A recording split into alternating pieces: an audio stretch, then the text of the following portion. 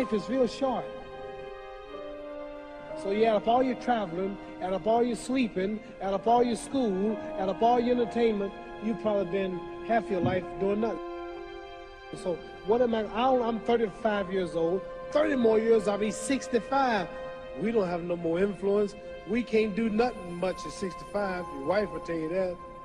So what I'm saying, when you're 65, ain't too much more to do.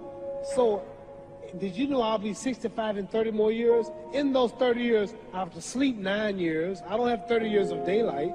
I have to travel back to America, take 6-7 miles. All my traveling, probably 4 years of traveling in the next 30 years, about 9 years of sleeping, television, movies, entertainment, about 3 years of entertainment. Out of 30 years, I might have about 16 years to be productive. So it's how we can all break individual lives down. What am I gonna do in the next 16 years? What's the best thing I can do?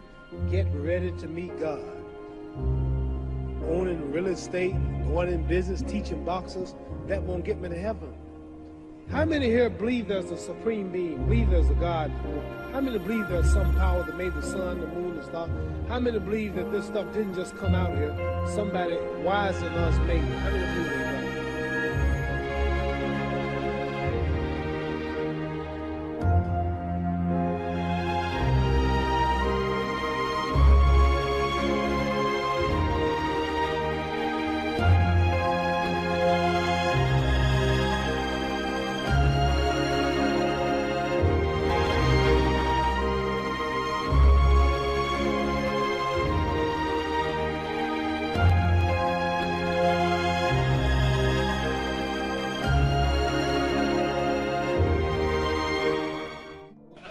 You continue to be unafraid of this, man. Yeah, I'd like to say something right here. You know, Cassius Clay, yes. Why do you want to say Cassius Clay when Howard Cosell and everybody is calling you Muhammad Ali? Now, why you got to be one of all people whose color to keep saying Cassius Clay? Howard Cosell is not the one who's going to fight you. I am. You making it really hard on yourself now. Well, why don't you keep the thing in the sport angle? Why don't you call me my name, man? Well, what's your name? You told me your name was Cassius Clay a few years ago. I never told you my name was Cassius Clay. My name is Muhammad Ali, and you will announce it right there in the center of that ring after the fight if you don't do it now. For the benefit of this broadcast, him, all right? You just acting just like an old Uncle Tom. Another flawed Patterson. I'm going to punish you. You ain't got no... Back off. Don't call me no Uncle Tom. That's what you are, Uncle Tom. Why are you going to call me Uncle Tom? You heard me. Just back off of me. And so, ladies and gentlemen, as the two contestants prepare for battle right now, back off. Another interview has been recorded for posterity as the two gentlemen continue to promote the fight. Perfect, that's it.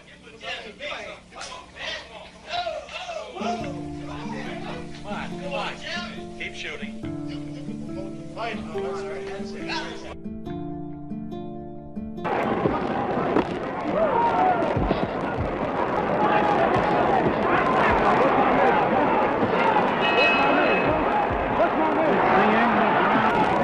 Knock him out, he should go in after. What's my name?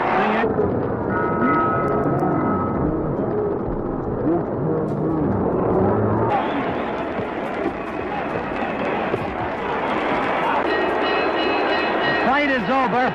I'm going to be going. 30 round, 137. Muhammad Ali, 148. As you can see, an overwhelming, unanimous decision the undisputed for the champion of the world, Muhammad Ali.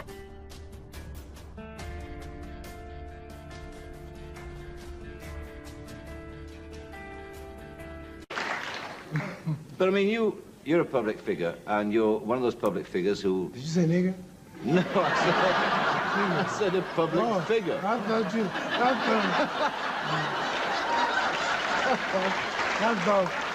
you said you're a public nigger. Would I dare say that? Figure. That's right, figure. Oh, I thought... Don't so hit you, man. This is your public figure. I thought you said public nigger. No, okay. public figure. And also, you're one of the public figures. You don't hide from your public.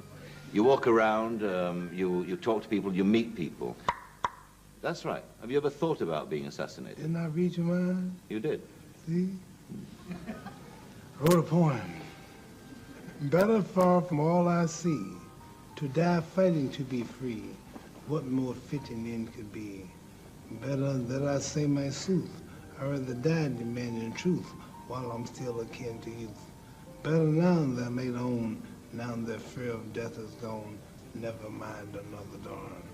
If I get shot, or something happened to me, it'd have to be because somebody don't like me for what I believe and everything. Yes, sir. And I'd die for that. You would. And let me tell you, if somebody want to get you, see, in the Holy Quran, the Islamic Bible, it says, not one soul comes on earth without the permission of Allah, God. Not one soul leaves without the permission. When you die, it's time. So I don't believe that it's time for me to die in that way. If it is, then I welcome it. Because if you're the president and somebody really wanted you, I don't care how much you had security, if somebody would give their life for you, they'd come up and say, give me your autograph. And just take me, don't care. So when a person don't care for his life, you're dead. So how can I worry about all the people in the world, all the countries who want me? I don't know. If it happens, it's God's will. If I ride an airplane, I'm not scared of nothing. And I fly every day and I hate them. You still hate them? Man, we got in a thunderstorm a couple of weeks ago, and that plane went up, went down, the wings did that, and the back tail of the plane shook, and I almost knew it was gonna split and crack. Could you imagine a plane cracking up while you're not dead yet and it split, and you flying out, and you're out there, you're flying through the clouds, and you're waiting to hit the ground, It's a bad feeling. You never lost that fear of flying? I know I fear it, but I always wonder what would happen if something happened. Yeah. So I don't worry about dying. Do you have a bodyguard? Do you have... No. You don't? I got one bodyguard. He has no eyes, though he sees. He has no ears, though he hears. He remembers everything with the aid of mind and memory. When he wishes to create a thing, he just orders it to be and it comes into existence. But this order is not conveyed in words, which takes a tongue to ponder or a sound carries ears. He hears the secrets of those under quiet thoughts. He stops those who's that? That's God, Allah. He's my bodyguard. He's your bodyguard. He's the supreme, the wise. So if I can't depend on him, if I get a bodyguard, I'm telling God, I don't trust you. I'm telling God, I'm watching for everybody. He gets at the gun, I'll watch for somebody. No. Allah is my God.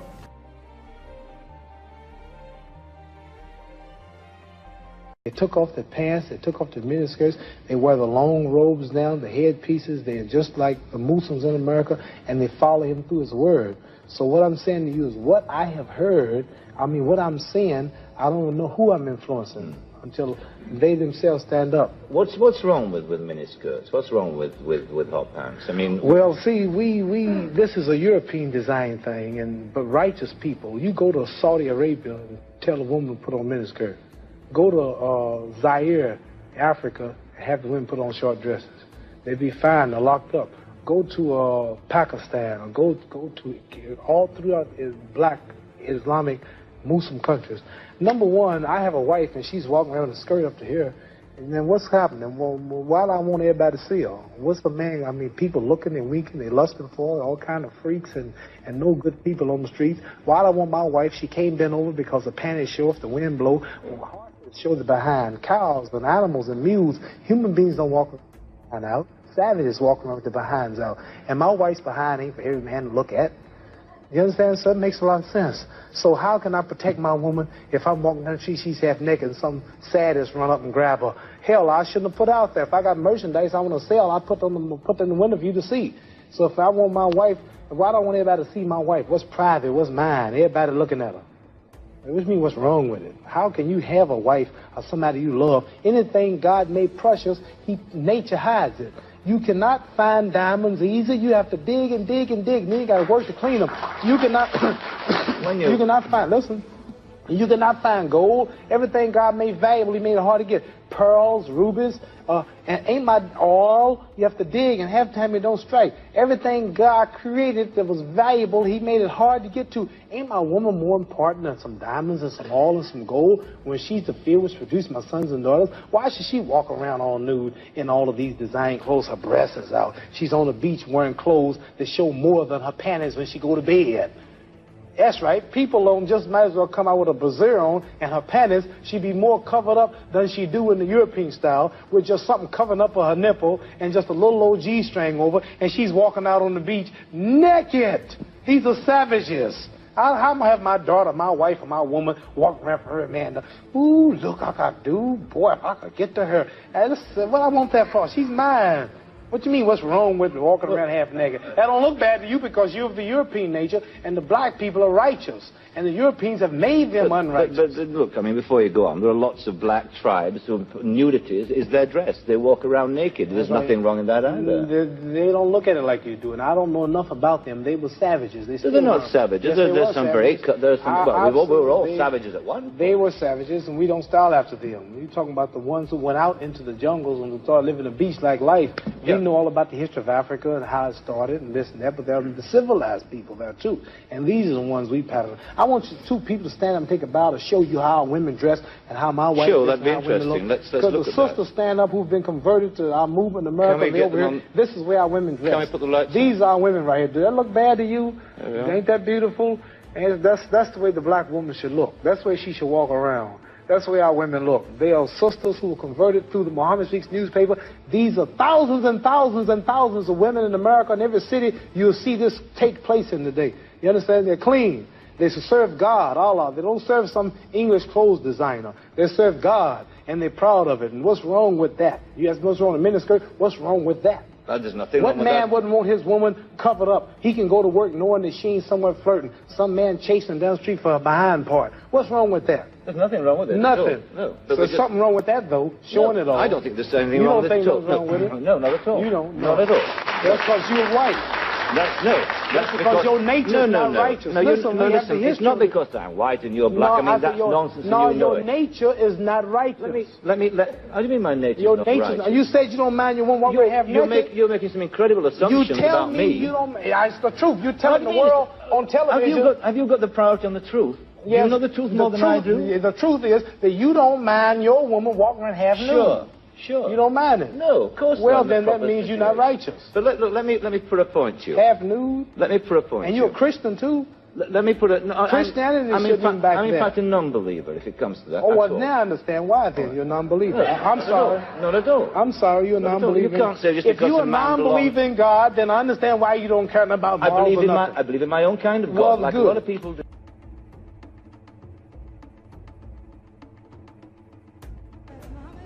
I'd like to know what you're going to do when you retire from boxing.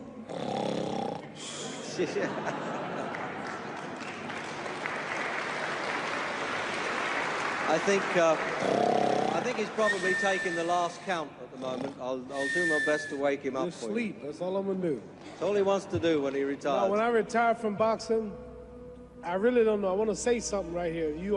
This might make you all think. Life is not really long. Let's say the average person, 30 years old. If you're 30 years old, you are not but about 7 years old. How can I prove it? Add up all the 7, 8, 9 hours you slept for 30 years. Out of 30 years, add up all the nights, last night when you went to bed and woke up this morning, you don't remember a thing. You've been unconscious for about 8 years. If you're 30 years old, you slept about 8 years. Okay. How much traveling have you done in 30 years? From the television station to home, to another country, to another city, to school, to church. You've probably traveled 2 years of your life or spent just getting back and forth to where you're going. So there's 8 years of sleeping, 2 years of traveling. There's 30 years out of your life before you accomplish anything. How long do you sit in school? In America, we stay in school from the 12th grade from the 1st grade to 12th grade. Same here? Yeah, virtually. 6 hours a day? Yeah. 6 hours a day for 12 years, break it down, you sat in the classroom for 3 years without leaving. Okay, 2 years of traveling, 8 years of sleeping, 3 years of school. How many movies have you went to? How many wrestling matches? How much entertainment? How many movie theaters, live plays, baseball games? Probably 2 years of entertainment.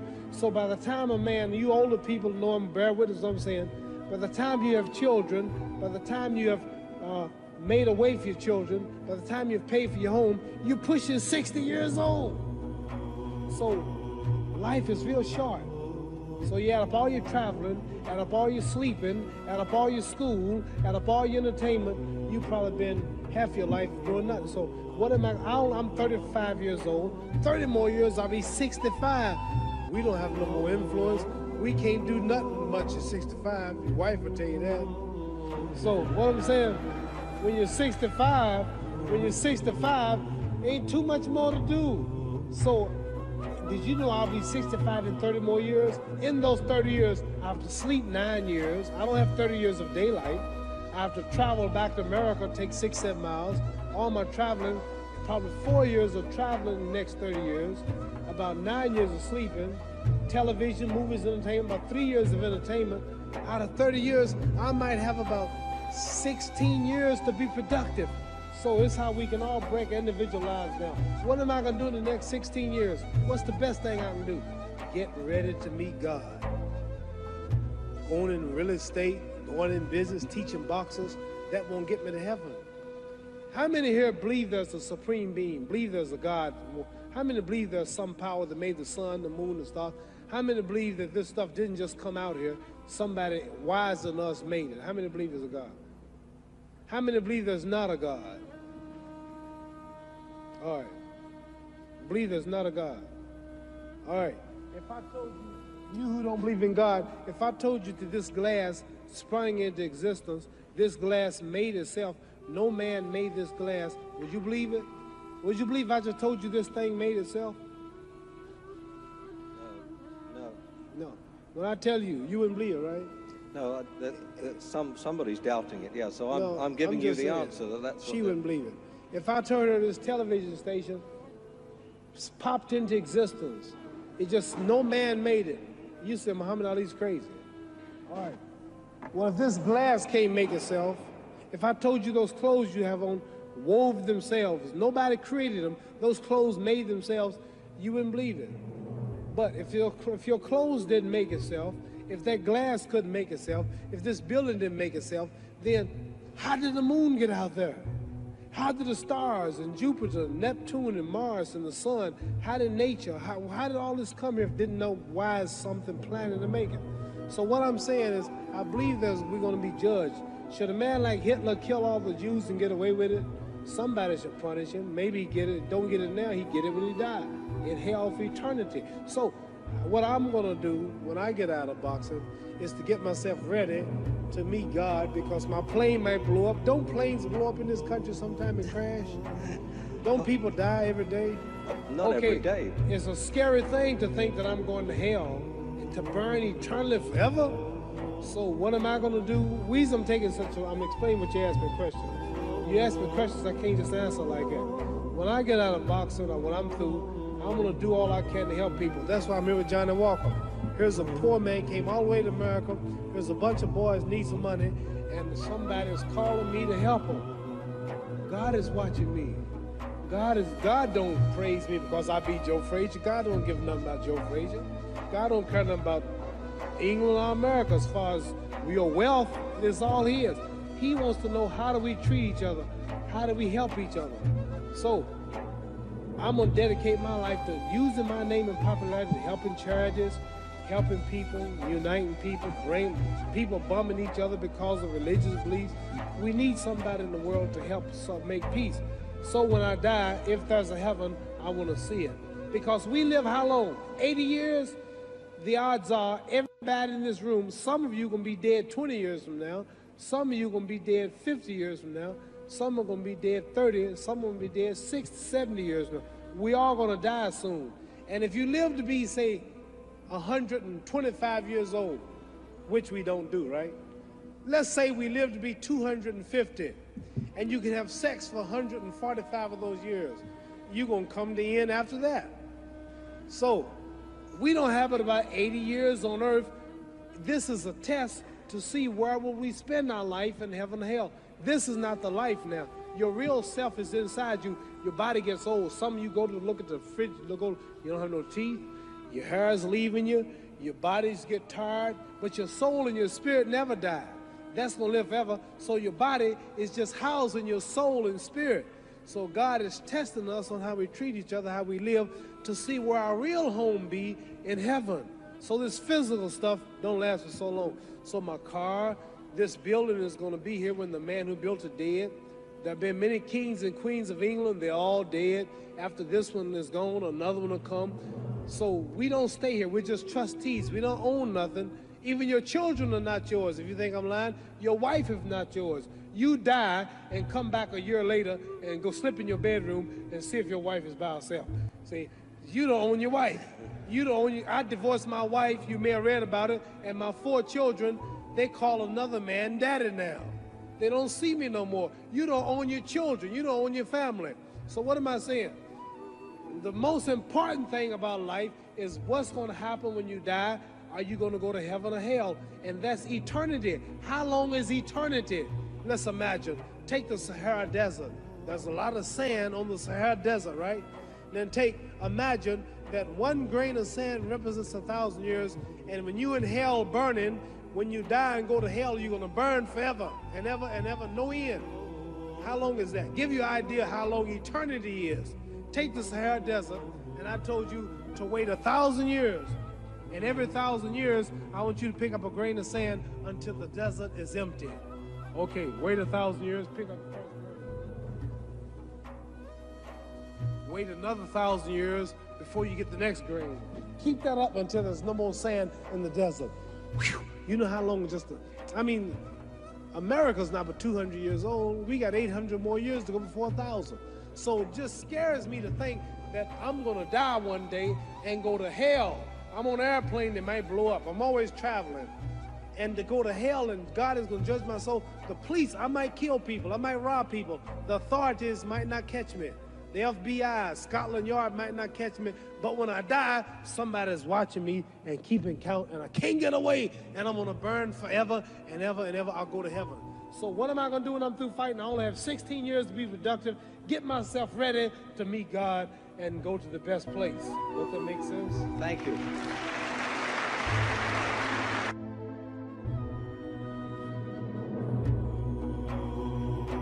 The news that is made in this book is that while everyone knows you suffer from Parkinson's syndrome, the damage to your brain has not affected your mental capacity at all. It hasn't. I hope not.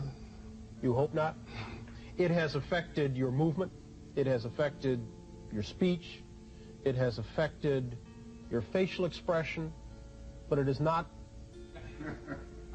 affected your mental capacity. Does it bother you when you hear people say, as they do, Muhammad Ali's punch drunk? No. I didn't drink that much. Does it bother you when people say, no, you know, you should have gotten out earlier, you're sick as a result of the punches? Don't bother. If I did, I wouldn't come on the show. You wouldn't come on here? No, because I'd be worried about what you asked me.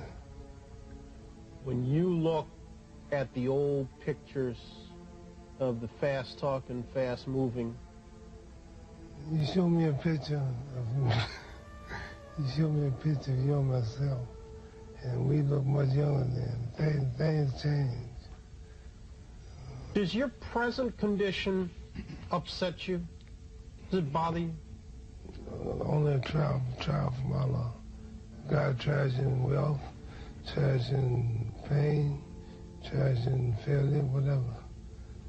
So I don't know what he's in store. You view this as your trial, then? Yes. How are you passing it? It's successful. Are you matching the trial? You up to the challenge? I'm doing it right now. Coming on your show. Facing you. Make it sound so hard to do. I started not come. Why? Because I realized I'm not healthy like I was. I realize you'll ask questions like you're asking, but my pride would make me say no. But in the Holy Quran, it says if you got 1 ounce of pride, you can't enter paradise. So it scares me to think that I'm too proud to do your show because of my condition. A short, choosing right to the core. Liston goes down. The numbers and tapes can only hint at the greatness of Ali. He was an Olympic champion. He won 56 pro fights. He commanded the first $1 million purse. He won the heavyweight title a record-setting 3 times. He gave unforgettable performances from Houston to New York and Zaire to Manila.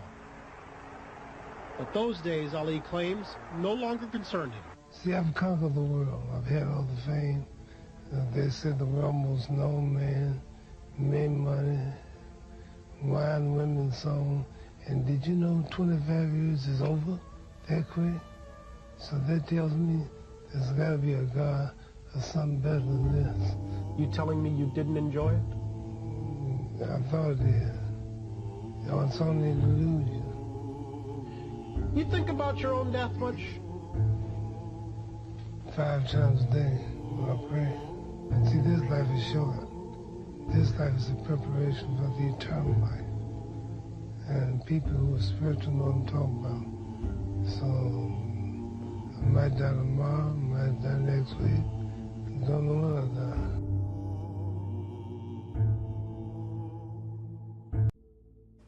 He didn't want his star on the sidewalk.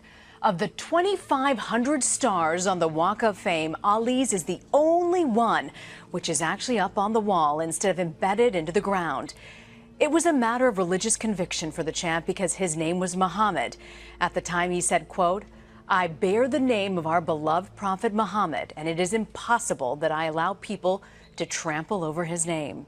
Today, fans of Ali lined up to take pictures with the star, a tribute not just to Ali's fame, but also to his uncompromising spirit. Even in Hollywood, Muhammad Ali refused to be anyone other than himself.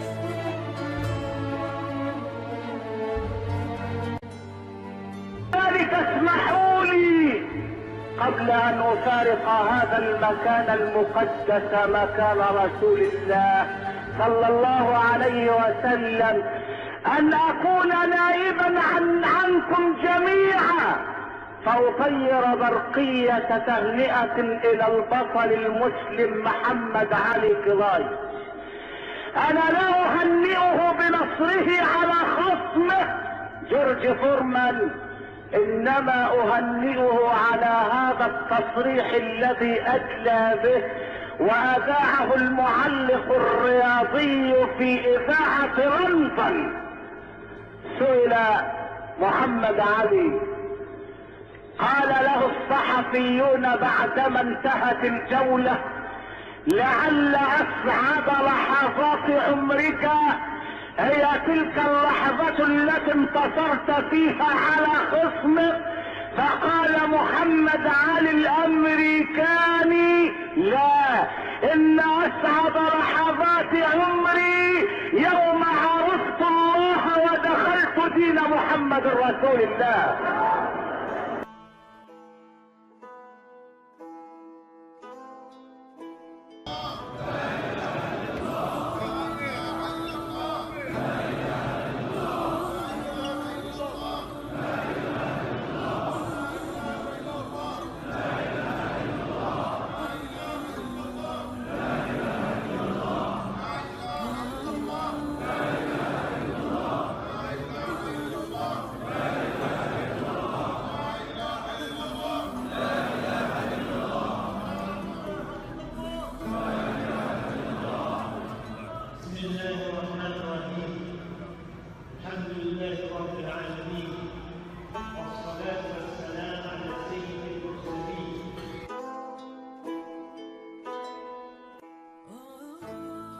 أعوذ بالله من الشيطان الرجيم.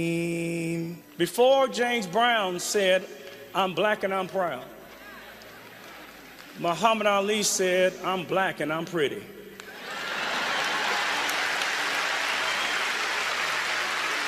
and he dared to love black people at a time when black people had a problem loving themselves. How do we honor Muhammad Ali? And the answer is the way to honor Muhammad Ali is to be Muhammad Ali today. There will never be another greatest like Muhammad Ali. But we together can now embody a measure of his kindness and his compassion. He said that the ring was Ali's path to his destiny. He said he'd be heavyweight champion of the world, and he was. 3 times. And this 4th time right here, right now. Muhammad wants young people of every background to see his life as proof that adversity can make you stronger. It cannot rob you of the power to dream and to reach your dreams.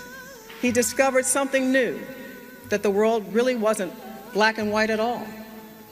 It was filled with many shades of rich colors, languages, and religions.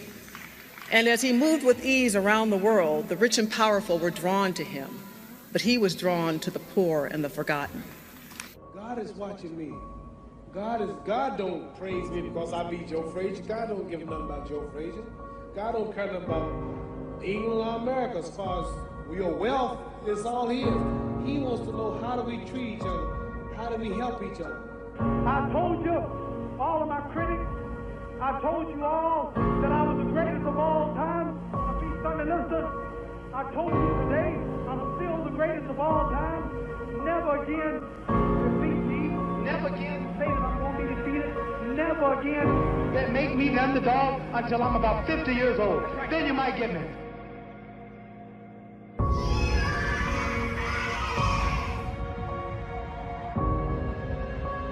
When I die, somebody's watching me and keeping count, and I can't get away, and I'm gonna burn forever and ever and ever. I'll go to heaven. So what am I gonna do when I'm through fighting? I only have 16 years to be productive, get myself ready to meet God and go to the best place. If that makes sense. I said, I got leukemia and I lost all my hair. I'm getting this chemo. And Ollie said, I'll tell you what, I'm gonna beat George Foreman and you're gonna beat leukemia. The boy looked at him and said, oh, I hope you're right, Ollie. The 6th round, he whispered in my ear after I hit him in the side, that all you got, George? I'm gonna beat George Foreman and you're gonna beat cancer. Trees have a purpose. What's the purpose of a cow? Okay, what's the purpose of the sun? The sun. Sun. To give us light and peace. To make things grow. So everything God makes, the cows, horses, stars, ants, everything has a purpose. Now what's your purpose? You're a human being. If God made the sun have a purpose, humans have a purpose too. You haven't found your life purpose yet, have you? Yes. If everybody's born for purpose, what do you think you were born for?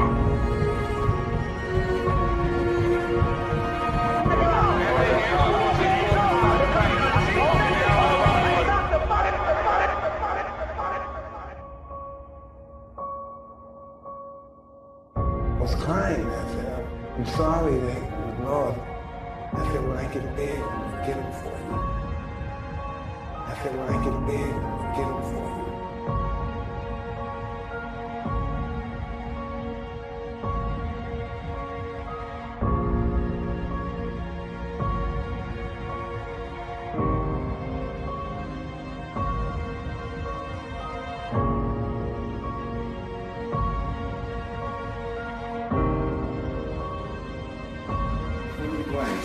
Come on, how you can, throw it out there. Go on.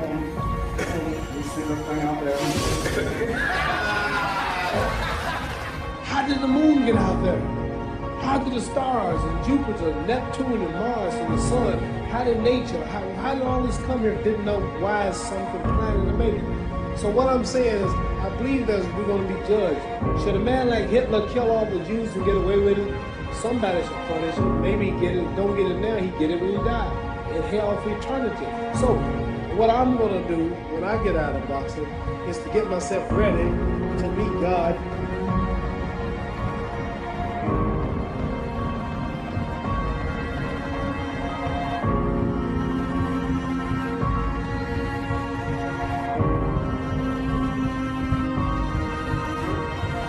I must be the greatest. I told the world, I talk to God every day. If God doesn't come up out of here, that's the right. That's the world. Crazy, but we sort of thought that Daddy would just defy the odds of even death, I think. Yeah. You know, he just seemed to always fight through everything. The king of the world. Hold it. You're not that pretty. I'm a bad man.